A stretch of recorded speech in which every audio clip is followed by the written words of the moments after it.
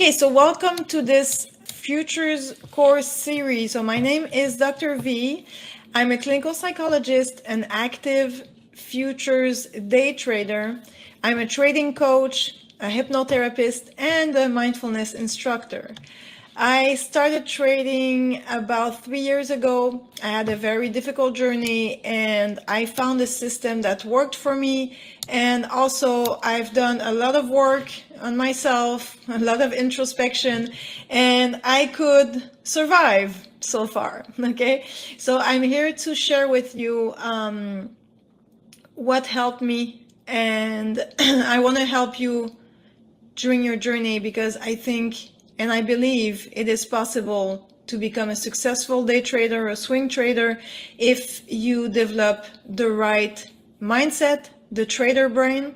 Also, what helped me a lot in my journey is learning to trade futures, because with futures, I could have a little handful of product, a very small watch list, and I could benefit from their volatility and their volume.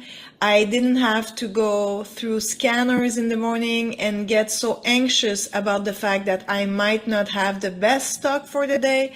Futures are always in play.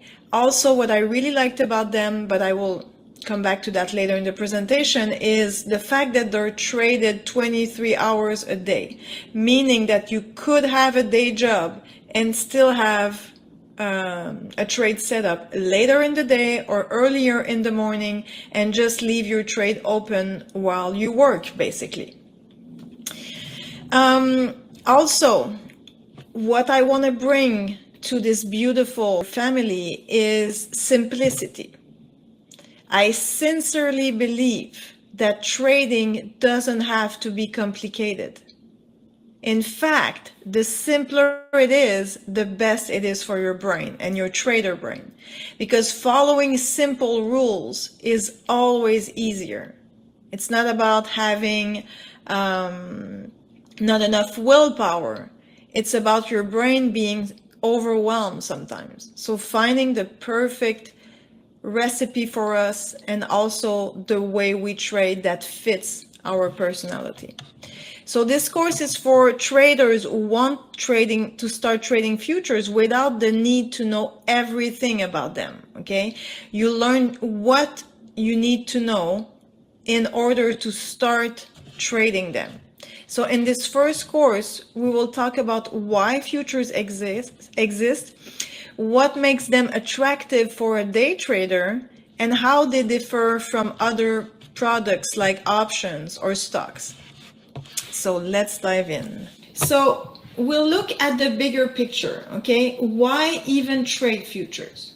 If you're coming from stocks or options or even crypto, you'll learn what makes futures a serious upgrade for many traders.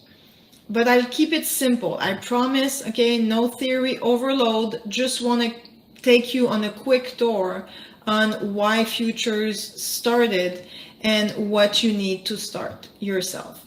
So just the essentials, I promise. So let's strip this down, okay?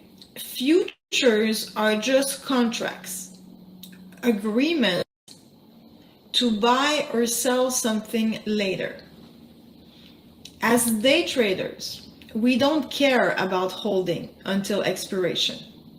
We trade the price movements of these contracts to profit from short-term moves, just like to do with stocks or options. Before we dive into futures, it's helpful to understand why they were created in the first place, and that starts with forward contracts, which came first and inspired the need for something more standardized and secure. So let's start with forward contracts.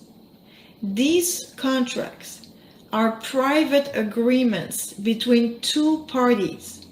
Think of them like a custom deal where you and I agree today on a price for something we'll exchange later.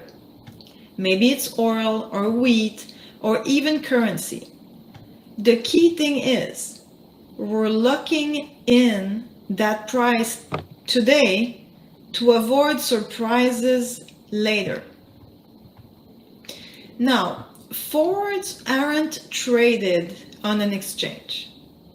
That means we can customize every part of that deal. How much, when it's delivered, where, and even how we will settle that deal.